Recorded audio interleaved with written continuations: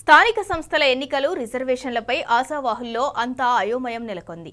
ఎన్నికల్లో ఖర్చు చేశాక తీరా రిజర్వేషన్లు మారితే ఎలా అంటూ అనుమానాలు వ్యక్తమవుతున్నాయి. 42% రిజర్వేషన్లను ఒకవేళ కోర్టు కొట్టేస్తే పరిస్థితి ఏంటని ఆశావాహుల్లో ఆందోళన కనిపిస్తోంది. కేసు కోర్టులో ఉండగానే ఎన్నికల షెడ్యూల్ విడుదల కావడంతో ఆశావాహుల గుండెల్లో దడపుడుతోంది.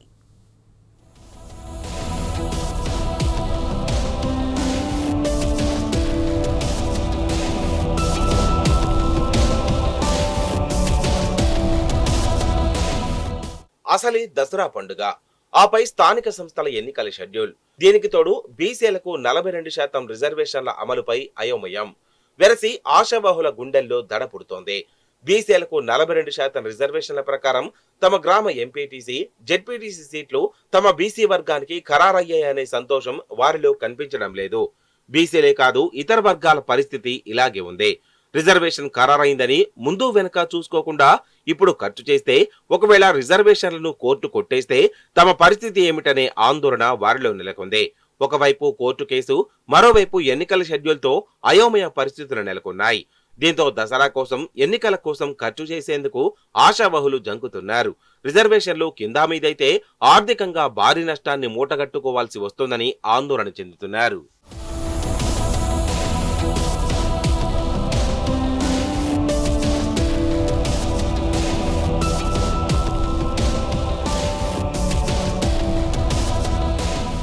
స్థానిక సంస్థల ఎన్నికల్లో బీసీలకు 42% రిజర్వేషన్లు అమలవుతాయా లేదా అనే దానిపై అయోమయం నెలకొంది.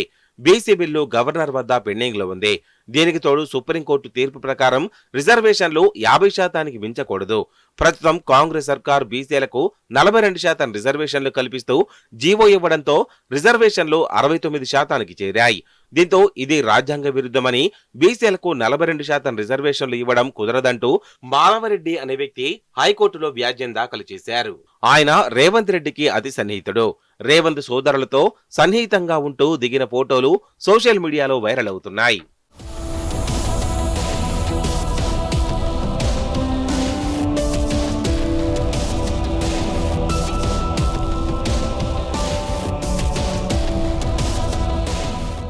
ఇదిలా ఉంటే ఇప్పటికే బీసీ బిల్లు గవర్నర్ వద్ద పెండింగ్ లో ఉండగా ఉత్తర్వులు ఎలా ఇస్తారని కోర్టు ప్రభుత్వాన్ని ప్రశ్నించింది. ఈ కేసు ఈ నెల 8వ తేదీకి వాయిదా వేసింది. ఇలా కేసు కోర్టులో ఉండగానే ప్రభుత్వం ఎన్నికల షెడ్యూల్ను జారీ చేసింది. ఈ నేపథ్యంలో ఒకవేళ 42% రిజర్వేషన్లను హైకోర్టు కొట్టివేస్తే పరిస్థితి ఏమిటనే చర్చ జోరుగా జరుగుతోంది. ఇదే జరిగితే ప్రస్తుతం ప్రకటించిన రిజర్వేషన్లు మారుతాయి. ప్రస్తుతం బీసీలకు కేటాయించిన స్థానాల్లో మార్పులు వస్తాయి. దీంతో పాటు ఓపెన్ కోటా, ఎస్సీ స్థానాల్లోనూ మార్పులు వచ్చే అవకాశాలున్నాయి. ఇలాంటి పరిస్థితుల్లో రిజర్వేషన్ల అమలుపై అయోమయం నెలకొంది.